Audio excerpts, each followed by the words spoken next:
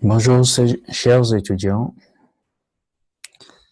Bienvenue dans la suite de ce cours d'introduction au langage JavaScript. Dans cette partie, nous allons parler des fonctions. Alors, les fonctions, c'est comme une moulinette dans laquelle vous mettez tout ce qui est à faire et en entrée, vous lui passez des valeurs. Donc, ces valeurs sont passées à la moulinette, justement, et la fonction vous sort une valeur ou pas. Ça dépend de ce que vous décidez de faire dans le corps de la fonction. Ici, par exemple, nous avons l'exemple de Po. Il prend 3 et 4 et puis il fait 3 exposant 4. Juste un exemple. Et puis les fonctions, nous les avons utilisées aussi dans les sessions précédentes, si vous vous rappelez bien. Nous les avons utilisées avec les objets quand nous parlions des constructeurs, des méthodes, et avec les tableaux lorsque nous utilisions push en shift. Donc, c'est juste un bloc de code JavaScript qui est défini une fois, mais peut être exécuté et invoqué autant de fois que nécessaire. Donc, une fonction peut inclure une liste de paramètres et en appelant ou en invoquant la fonction, ces paramètres, on leur donne des valeurs. En plus des arguments, chaque invocation a un contexte d'invocation. C'est représenté par le mot-clé 10. Donc, si vous vous rappelez bien, pour des objets, le 10 représentait l'objet. Parce que l'objet était le contexte d'invocation de la fonction. Parce que en créant un objet, on utilisait un constructeur et ce constructeur, c'est une fonction.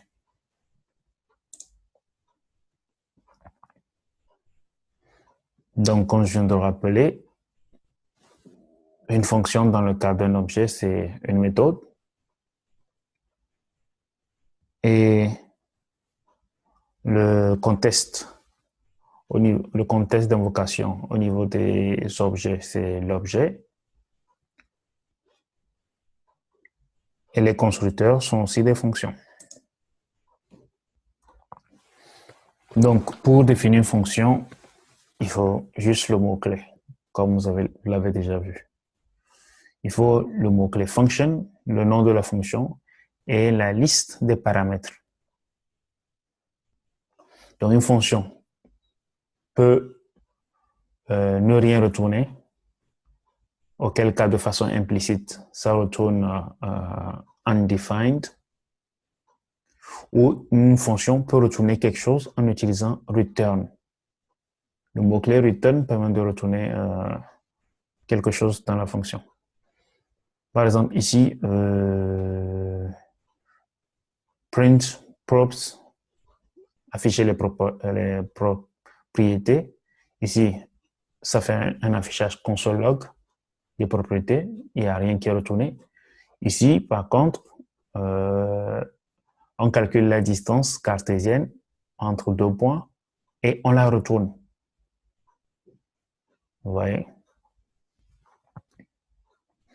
Et les fonctions, vous pouvez leur donner des noms en utilisant un nom avant les parenthèses. Et vous pouvez mettre les fonctions dans une variable. Et vous pourrez utiliser cette variable après pour invoquer la fonction.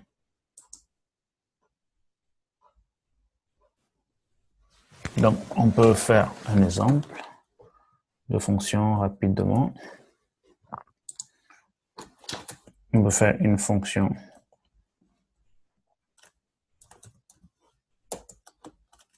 bonjour, peut-être.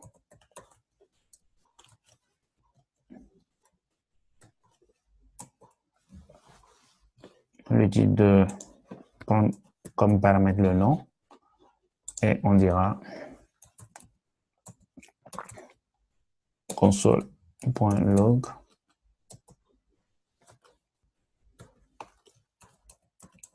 bonjour. Non. Donc cette fonction-ci, elle ne retourne rien. Bonjour.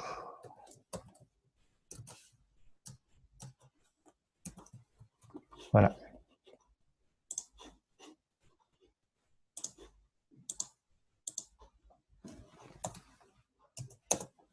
Voilà. Mais bonjour James. Je peux faire la même chose.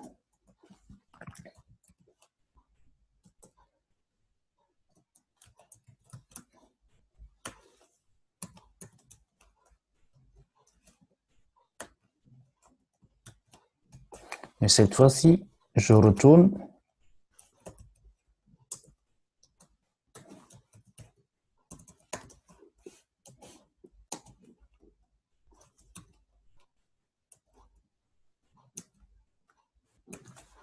voilà. Donc, dans le cas de grid,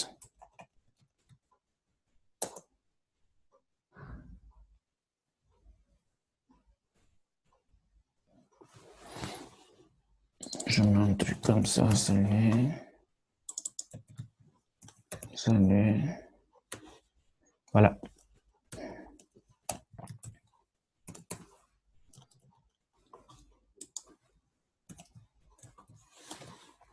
Dans le cas de saluer, si je le laisse comme ça,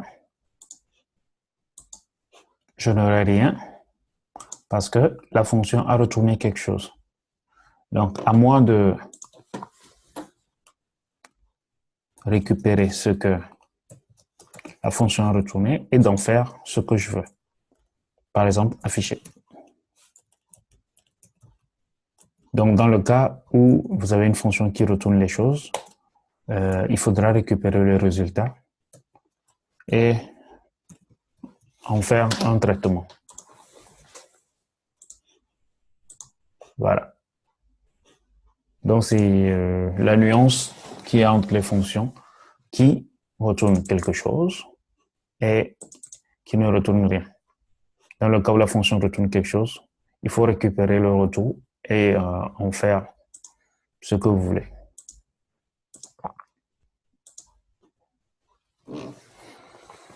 Donc, comme vous l'avez vu, invoquer une fonction, c'est utiliser le nom de la fonction et remplacer les paramètres par des valeurs.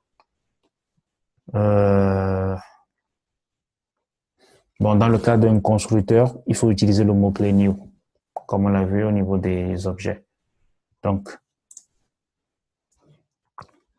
pour utiliser le props qui était défini, ou bien la distance, il faut appeler, écrire le nom de la fonction, faire entre parenthèses, remplacer les paramètres. C'est ce qui est fait là. La fonction est définie là, mais pour l'utiliser, il faut mettre le nom entre parenthèses et donner une valeur au paramètre qui est là. Saluer, paramètre, saluer, utilisation, valeur. Donc, on peut avoir plusieurs paramètres. Lorsqu'on a plusieurs paramètres, il faut les séparer par une virgule. Voilà. Donc, je peux faire ça. Nom, tiret, puis je fais prénom. Voilà. Donc, ça veut dire que ici, il faut que je mette le prénom. Voilà. c'est ça.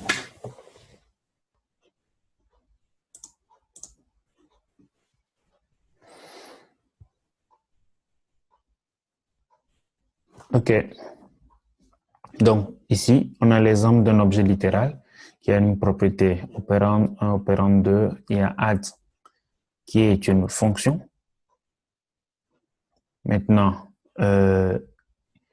pour faire référence à l'objet qui sera utilisé, il y a le disque qui est utilisé. Donc ça, on en a déjà parlé.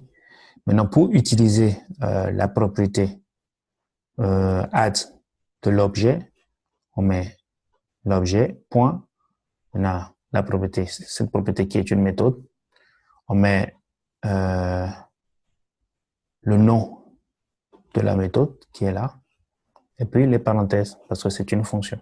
Ici, il ne prend pas de paramètres, donc on ne met rien.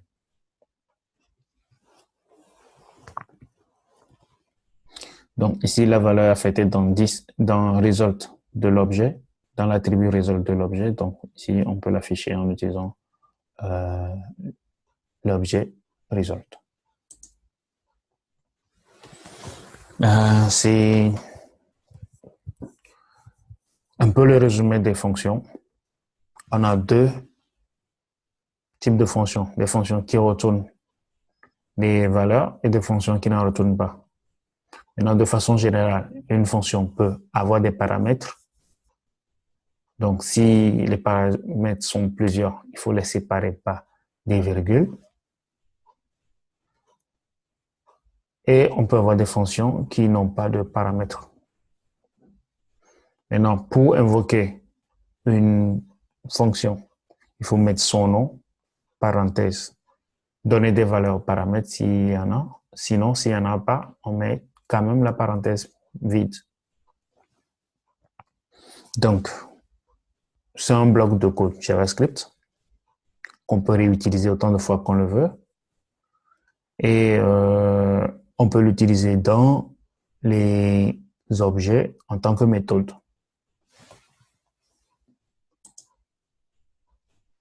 Voilà, ceci met fin à l'explication sur les fonctions. Ça vous permet de comprendre mieux les méthodes constructeurs utilisées dans les sessions précédentes. Et si vous n'avez toujours pas compris, vous pouvez poser des questions. À bientôt.